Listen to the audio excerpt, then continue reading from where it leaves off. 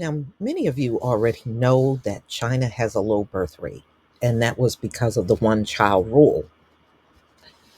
And for a while, they were just kind of moving along, trying to get their population to increase the number of babies and women. And their women were saying they ain't having nothing, they didn't care. Well, now it's showing up in school. And this put teaching jobs on the line. And this same thing is going to occur in America, by the way. As you start seeing less and less children, you're not going to need as many teachers. So let's get into it. China population teachers face uncertain future with falling birth rates. And they said they're going to have a 1.9 million surplus. Right now, they are seeing it in school. So they have 1.5 million primary school teachers and 370,000 middle school teachers. The birth rates in China have been falling pretty rapidly since 2017. The number of kindergarten students falling for the first time in nearly 2 decades. So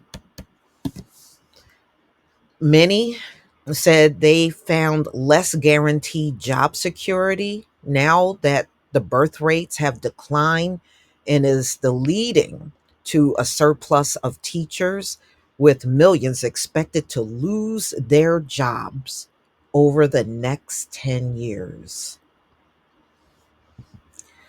With the rapid increase of retirees and a plummeting number of newborns, China is undergoing a demographic transition that has far reach implications, including slower economic growth and a strained social security system.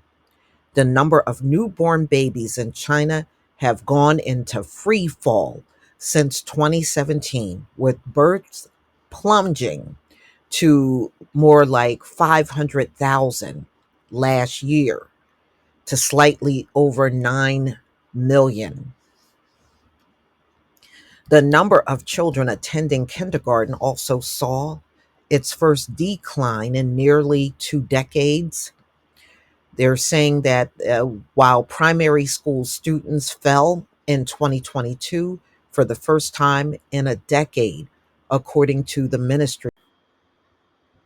Here in the US, especially during the pandemic, a lot of teachers chose not to go back to the profession. And to be honest with you, I think they didn't go back because many of them just start pursuing something else because they know what's coming. There's no way they're going to be able to keep the teachers, even with the teacher shortage. They're going to still have to let people go because you're just not going to have the student body in the country anymore. All right, so they're saying that certain schools within a certain period are more than likely going to have to close. They're not going to need as many schools open over in China. But the extent of the impact largely depends on the authorities do in the coming years, what they decide to do. So, according to field research, because of their financial burdens, local governments will absolutely recruit fewer teachers in the future. Local authorities are under a growing fiscal pressure as crisis in real estate industry. Yeah, I think being that you don't have a lot of young people like they did before in China, they said, they're noticing signs in other industry. And the next one besides school is real estate. So, I mean, man, what are you going to do? Who knows? They got a problem on their hands just like the US. The education department in central China, Hunan province, issued a directive in November urging for better allocation of education resources over the next 5 to 10 years based on birth rate. Over the past year, a series of other local governments, such as Shandong, and they have announced plans to no longer offer major degree programs related to education at certain universities and colleges to curb the supply of teachers. Amid great popularity for such programs driven by teaching craze in the past couple of years, many local governments have taken the initiative to cool down these majors, which particularly worthy of attention.